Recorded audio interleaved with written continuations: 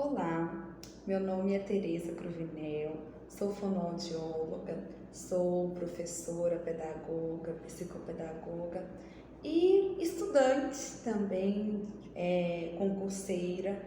E o objetivo deste projeto que estou abrindo hoje é compartilhar alguns conhecimentos, alguns estudos referentes a áreas, de fonoaudiologia e de pedagogia que são relevantes para concursos públicos, para pais também que queiram conhecimentos nessa área, para profissionais da inclusão. Então, são temas atualizados. O primeiro tema que iremos conversar hoje é sobre a alteração da LDB do dia 3 de agosto de 2021. Então, é uma alteração bem recente, que foi a aprovação das regras, para a educação bilíngue de surdos. Essa lei é a Lei 14.191 de 2021. Então, esta lei foi sancionada em agosto de 2021 e essa alteração trata das regras de oferecimento da educação bilíngue dos surdos e uma modalidade, de ensino independente, não apenas uma vinculação na educação especial, como era antes. E reconhece a Libras como primeira língua materna, e o português como segunda língua. Então, essa alteração, ela trouxe mudanças nos princípios e na organização da educação básica no que se refere a modalidades. O conhecimento dessa alteração recente é de suma importância para pais, educadores, profissionais da saúde e da inclusão, sendo que a LDB é a lei de maior relevância da educação do nosso país. A lei inclui novos trechos no texto da LDB, acrescenta um inciso, no artigo 3º, acrescentando mais um princípio e incluindo mais 4 artigos, o 60A, 60B, 78A e 79C. O artigo 3º inclui mais um princípio base, que deve ser respeitada a diversidade humana, linguística, cultural, identitária das pessoas surdas, surdo-cegas e com deficiência auditiva sinalizantes. Então, eu venho aqui falar o primeiro conceito para contextualizar vocês e auxiliar do ponto de vista fonoaudiológico. Depois, eu vou dar essa diferenciação do ponto de vista, inclusivo. Do ponto de vista clínico, qual que é a diferença entre surdez e deficiência auditiva? É a profundidade da perda auditiva. Então, as perdas auditivas, elas são divididas, de acordo com vários autores, mas o autor que eu vou levar em consideração divide em leve, moderada, moderadamente severa, severa e profunda. As pessoas que têm perda auditiva profunda não escutam nada, são surdas. Já as que sofreram uma perda leve ou moderada e têm parte da audição, resquícios, são consideradas deficientes auditivos. Porém, levar em conta só as perspectivas clínicas, anatomofuncionais, não é suficiente, já que a diferença na nomenclatura também tem um componente cultural importante, a língua brasileira de sinais. Então, agora eu vou falar um pouquinho sobre o ponto de vista clínico, das pessoas surdo-cegas. As pessoas surdo-cegas são aquelas pessoas que têm a surdez atrelada à deficiência auditiva. Agora, vou falar um pouquinho contextualizando do ponto de vista inclusivo, né, para todos nós. Para quem não sabe, a Libras, ela não é uma linguagem, não é. Ela é uma língua, porque ela é reconhecida por lei no Brasil, possui estrutura, gramática própria e por ser uma língua visual e espacial, isto é, visoespacial, ela é um ponto crucial, por ser mais fácil de ser aprendida pelos surdos. E por isso é o primeiro idioma da comunidade surda no país. E é aí que entra o aspecto cultural na diferenciação entre surdos e deficientes auditivos. O fator preponderante para a escolha de um ou de outro termo é a participação da comunidade surda. Eles que são os representantes, eles que são os protagonistas da história. Não é eu, profissional de saúde, não é você, professor, não é você, pai, é a comunidade surda, representatividade. As pessoas que fazem parte da comunidade se identificam como surdas, enquanto as que não pertencem são chamadas de deficientes auditivos. Então, sobre essa perspectiva, a profundidade da perda auditiva passa a não ser o ponto de vista crucial, já que a identidade surda é o que define a questão. Grifem isso na cabeça. Então, para os surdos, a surdez não é uma deficiência. É uma outra forma de se expressar, de experimentar, de experienciar o mundo. Mais do que isso, a surdez é uma potencialidade. Temos que avançar o capacitismo, né? Que abre portas para uma cultura própria, muito rica, que não se identifica pelo que ouve ou que não ouve. Isso também tem que ser levado em consideração. Na comunidade surda não há perda auditiva, mas sim ganho surdo.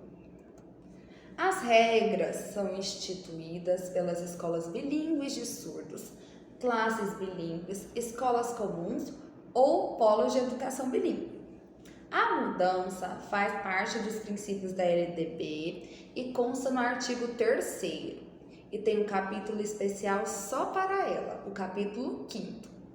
Outra questão é que será ofertada desde a educação infantil, estenderá ao longo da vida, estendendo até a educação superior. Fixem nisso. Então, a educação bilíngue vai da educação infantil até a educação superior, o resto da vida.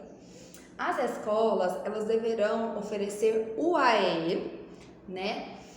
Quando necessário para atender às questões específicas, linguísticas dos estudantes surdos, o atendimento educacional especializado. Desta forma, criou-se uma nova modalidade. O que é modalidade? É a forma das coisas acontecerem, que nem tem as modalidades lá nas Olimpíadas, natação, ciclismo. Então, qual que é a modalidade? Qual que é a forma de acontecer? Tínhamos 7, isso é muito importante para concurso.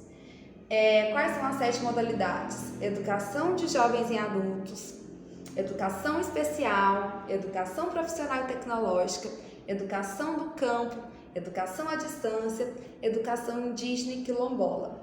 Precisamos te falar que alguns autores fundem educação indígena e quilombola. Então, para alguns autores eram 6 modalidades, para outros eram 7, porque educação indígena era uma coisa e educação quilombola era outra. Hoje em dia tem quantos? Então tem 8 modalidades. Para os que separam educação indígena e quilombola e para os que unem, agora tem 7. Quais são? Vamos lembrar? Educação de jovens e adultos, educação especial, educação profissional e tecnológica, educação do campo, educação à distância, educação indígena, educação quilombola e educação bilíngue.